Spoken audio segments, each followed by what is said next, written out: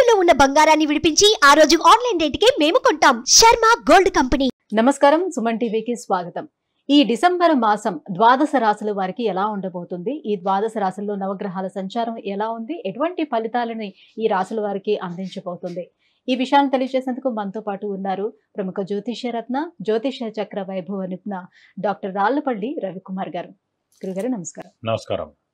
గురుగారు, ద్వాదశ రాశుల వారికి డిసెంబర్ మాసం ఎలా ఉండబోతుందో తెలుసుకునే ముందు నవగ్రహాల సంచారం ఎలా ఉంది, ఎటువంటి ఫలితాలను అందిస్తున్నాయి? తప్పకుండా. శరదిందు సమాకారే పరబ్రహ్మ స్వరూపిణి వాసరాపీఠ నిలయే సరస్వతి నమస్తుతే. సుమన్ టీవీ ప్రేక్షకులకి నమస్కారం. ముందుగా నవగ్రహాలు ఈ ద్వాదశ రాశుల్లో డిసెంబర్ నెలంతా ఎక్కడ ఉన్నాయో తెలుసుకుందాం. రవి వృశ్చిక రాశిలో ఉంటారు, అలాగే బుధుడు కూడా వృశ్చిక రాశిలో ఉంటారు, శుక్రుడు మనకి మకర రాశిలో ఉంటారు, గురువు వృషభ రాశిలో ఉంటారు, శని స్వస్థానమైన మనకి కుంభరాశిలో ఉంటారు, అలాగే రాహు మీన రాశిలో ఉంటారు, కేతు మనకి కన్యా రాశిలో ఉంటారు. ఇంకా ఆఖరిగా మనం కొంచెం ముఖ్యంగా ఇంపార్టెంట్ చెప్పుకోవాల్సింది ఏంటంటే కుజుడు. సాధారణంగా కుజుడు 45 డేస్కి ఒక రాశి నుంచి ఇంకో రాశికి మారుతారండి. అనుకోకుండా మనకి 20 అక్టోబర్ నుంచి కుజుడు నీచ స్థానంలో కర్కాటకలో ఉన్నాడు. అది వక్రగతి అని మళ్ళీ స్ట్రైట్ కానీ అన్నీ కలిపి ఓవరాల్గా మనకి జనవరి 20 తారీఖు దాకా కుజుడు నీచలోనే ఉంటాడనమాట. సో కాబట్టి మనం జాగ్రత్తగా ఉండాలి. సో కుజుడు అసలు దేనికి కారకుడు కూడా ఒకసారి తెలుసుకుందాం. కుజుడు మామూలుగా ఈ ఎలక్ట్రికల్ ఏమన్నా కూడా ఎలక్ట్రికల్ కానివ్వండి, షార్ట్ సర్క్యూట్ కానివ్వండి, ఈ ఫైర్ క్రాకర్స్ కానీ, ఫైర్ ఏదైనా అంటుకోవడం కానీ, అలాగే సెక్యూరిటీ ల్యాబ్స్ అవ్వడం కానీ, సెక్యూరిటీ పరంగా ఏదైనా జరగడం కానీ, అలాగే బాంబు దాడి పడడం కానివ్వండి, అలాగే మనకి వెహికల్ యాక్సిడెంట్స్, ముఖ్యంగా వెహికల్ యాక్సిడెంట్స్ చాలామందికి అవుతూ ఉంటాయి, అది కానివ్వండి. అలాగే పోలీసుల వాళ్ళు కూడా అనవసరంగా ఫైరింగ్ జరగడం, పోలీసులు కూడా కొంతమంది చనిపోవడం కానివ్వండి, అంటే వాళ్ళకి చాలా గాయాలు అవడం కానివ్వండి, ఇలా అన్నీ కూడా జరుగుతుంటాయి. అంటే కుజగ్రహం బాగలేకపోవడం వల్ల జరిగే మామూలుగా కుజుడు రాహుతో కలిసిన, కుజుడు నీచలో ఉన్న ఇవన్నీ జరుగుతాయండి. అలాంటి కుజుడే ప్రస్తుతం గోచారీత్యా మొత్తం ప్రపంచం అంతా కూడా కుజుడు మార్స్ అనేవాడు నీచ స్థానంలో ఉన్నాడు. మనకి జనవరి 2025 21వ తారీఖు దాకా నీచలో ఉంటాడు.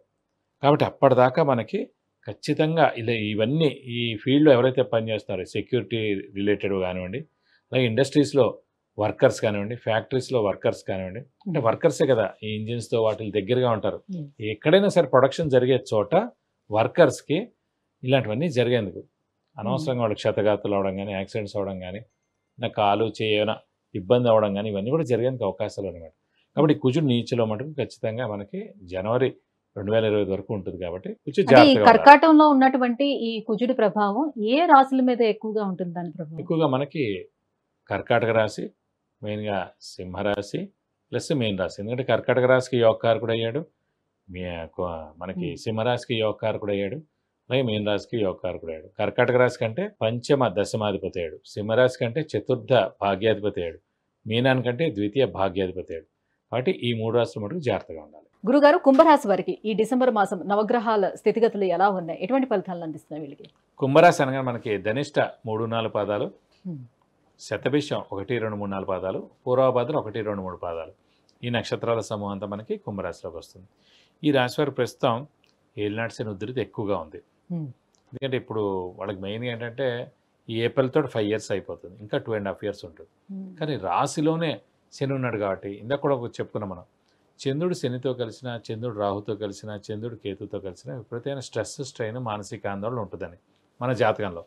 అలాగే ప్రస్తుతం గోచారంలో మన చంద్రుడు ఎక్కడైతే ఉన్నాడు కుంభంలో, అక్కడే శని ఉన్నాడు. సో చంద్రుడు శని కలిసి ఉన్నట్టే మైండ్ మీద ఫుల్గా పనిచేస్తుంది ఇప్పుడు శని. అంటే ఎప్పుడు ఆలోచన, అధైర్యం, మానసిక ఆందోళన, ఇంట్లో పెద్దవాళ్ళు, చిన్నపిల్లల అనారోగ్య సమస్యలు, మనకు అనారోగ్య సమస్యలు, చిన్న చిన్న యాక్సిడెంట్లు అవ్వడం, డబ్బులకి బాగా కష్టంగా ఉండడం, అప్పులు వాళ్ళ బెడద తప్పదు, కొత్త అప్పులు చేయాల్సి రావడం, ఇవన్నీ కూడా జరుగుతుంటాయి వాళ్ళు. కాబట్టి ఈ ఏలినాటి శని ఉధృతి ఎక్కువగా ఉంది. ఇది కాకుండా ద్వితీయ స్థానంలో రాహు ఉండడం. ద్వితీయ స్థానం అంటే కుటుంబ స్థానం, నేత్రస్థానం, వాక్స్థానం, ధనస్థానం. సో కుటుంబాల స్థానంలో రాహు ఉండడం చేత కుటుంబంలో చిన్న చిన్న కలహాలు, అలాగే ఆరోగ్య సమస్యలు, అలాగే మనం మాట్లాడింది వేరే వాళ్ళు బాగా పట్టుకోవడం, ఇలా అన్నాడని అలా అన్నాడని అవంతా చిలవలు పొలవలుగా అయిపోవడం, ఇవన్నీ జరుగుతుంటాయి. అష్టమంలో కేతు ఉండడం, చిన్న చిన్న యాక్సిడెంట్లు జరగడం. సో ఇవంతా కూడా చాలా ఇబ్బందికరంగా ఉంది కుంభరాశి వారికి. ఒక్కటే అంటే గురువు చతుర్థ స్థానంలో ఉన్నా కూడా ఉన్నంతలో ఒక 70% బాగున్నట్టు. ఆ గురువే కాస్త కాపాడుతున్నాడని చెప్పుకోవాలి జాతకాన్ని. కాబట్టి విపరీతమైన స్ట్రెస్, స్ట్రెయిన్, మానసిక ఆందోళన ఇవన్నీ కూడా ఉన్నాయి. ఇంకా అక్కడికి ఏంటి, కుంభరాశాధిపతి శని అయితే మన రాశ్యాధిపతి మనమే అయ్యి ఉండి మన ఇంటికి మనం ఎలా అయితే నిప్పు అంటించుకోమో అలా మన రాశ్యాధిపతి వాడే అయ్యుండి మన రాశిలోనే వాడు ఉంటే ఇలాంటి ఇబ్బందులు ఉన్నాయి. ఇక మేషరాశి వారికి, వృశ్చిక రాశి వారికి ఎలా ఉంటుందో ఒకసారి ఆలోచించండి, సింహరాశికి కానీ అలాగని. కాబట్టి వీళ్ళు మౌనంగా ఉండడం ఉత్తమం, అంతకన్నా ఏం లేదు. ఇద్దరు చాలా మంచివాళ్ళు, ఉన్నతులు, బోల్డ్ హెల్ప్ చేశారు, మాటపై నిలబడ్డారు, అన్నీ చేశారు. ఇప్పుడు మనం కనిపించాం, కుంభరాశి వాళ్ళు ఇప్పుడు ఇవన్నీ చేసిన వాళ్ళందరూ కనిపిస్తారు బయట జనాలకి, ఏలాంటి సీన్ నడుస్తాం కదా. అందుకు ఇంకోటి ఏంటంటే మన పక్కనే ఉంటారు, మనల్ని ఆట పట్టిస్తారు, మన గురించి బ్యాడ్గా చెప్తారు, మనం వేస్ట్ అని చెప్తారు. ఇవన్నీ కూడా మనం వినాల్సి వస్తుందన్నమాట. ఏలినాటి సీన్ అంటే అదే. అందుకే ఏలినాటి సీన్ వస్తే భయపడతారు, కానీ భయం ఏం లేదు. నిజం అనేది ఖచ్చితంగా తెలుస్తుంది, ఎవరు ఏంటి అని ఏంటనే అది కొంచెం బాధ వేస్తుంది.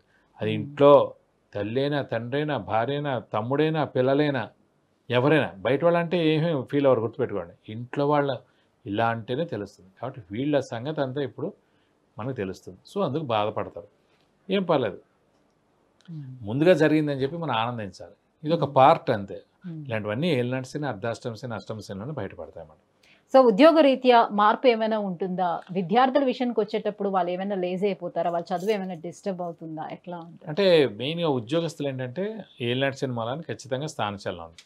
స్థానచలనం అంటే ఇల్లు మార్పు కానీ, ఉద్యోగ మార్పు కానీ, ట్రాన్స్ఫర్ అవడం కానీ, లేకపోతే వేరే ఊరు జాబ్ చేయడం కానీ, లేకపోతే ఫారెన్ టూర్ విజిట్స్ అసైన్మెంట్స్ ఏదైనా రావడంతో ఊరు మొత్తానికి ఫారెన్ వెళ్ళడం కానీ ఇవన్నీ కూడా జరిగేందుకు అవకాశం ఉంది. అలాగే ఉద్యోగ మార్పు ఖచ్చితంగా, ఇల్లు మార్పు ఖచ్చితంగా అనేది ఉంది. విద్యార్థులకి ఏంటంటే ఏలినాటి శని నడుస్తున్నందుకు వాళ్ళకి స్థానచలనం, విద్య రీత్యా ఉన్నత చదువు కోసం ఫారెన్కి వెళ్ళడం, ఉన్నత చదువు కోసం ఇండియాలో వేరే ప్లేస్కి వెళ్ళడం, అది జరుగుతుంది. సో విద్యార్థులు కూడా సువర్ణావకాశం బాగుంటుంది, ఉద్యోగస్తులు కూడా బాగుంటుంది. కానీ ఖచ్చితంగా వాళ్ళు స్థానచలనం అవ్వాలి. అవ్వకుండా అయ్యో నేను దూరంగా వెళ్ళాలి, పిల్లల్ని వదిలి వెళ్ళాలి, సో ఏ అవకాశం వచ్చినా అది వినియోగించేసుకుంటే ఫ్యూచర్లో బాగుంటుంది. గ్రహాలతో పాటు మనం సంచరించాలి, మనం ఆగిపోకూడదు. మనం ఆగిపోతే మనది కూడా ఆగిపోతుంది, పెద్ద ఇబ్బంది వస్తుంది. ఆ ఇంట్లో ఉన్నా లేకపోతే ఆ ఆఫీస్లో ఉన్నా సెక్షన్ అయినా కనీసం మారాలి, డిపార్ట్మెంట్ అయినా మారాలి, కనీసం ఉద్యోగమైనా మారాలి. ఇవన్నీ కాకపోతే ఇల్లైనా మారాలి. ఇల్లు సొంత ఇల్లు కాబట్టి మారకపోవచ్చు, కానీ ఈ మూడిట్లో ఏదో ఒకటి మారాలి. మరి గురువు చతుర్థ స్థానంలో ఉన్నటువంటి గురువు ఎటువంటి ఫలితాలను ఇస్తాడు? ఆర్థికంగా ఎలా ఉంటుంది వాళ్ళకి? గురువు సాధారణంగా ఆర్థికానికి కారకుడు, ధనకారకుడే గురువు. అలాంటి గురువు చతుర్థం ఉన్నాడు కాబట్టి 70% ఆర్థికంగా బాగుంటుంది. విద్యార్థులకు విద్యాస్థానమే చతుర్థ స్థానం, విద్యాకారకుడే గురువు. అలాంటి విద్యాకారకుడు విద్యాస్థానంలో చతుర్థ స్థానంలో చాలా బాగున్నాడు కాబట్టి విద్యార్థులకు సువర్ణ అవకాశం అని చెప్పుకోవాలి. ఇంకోటి ఏంటంటే చతుర్థ స్థానం అనేది వాహన స్థానం కూడా, సో వాహనం కొనేందుకు అవకాశం. అలాగే చతుర్థ స్థానం అనేది గృహస్థానం, సో ఇల్లు కానీ స్థలం కానీ ఖచ్చితంగా కొనేందుకు అవకాశాలు ఖచ్చితంగా ఉన్నాయి.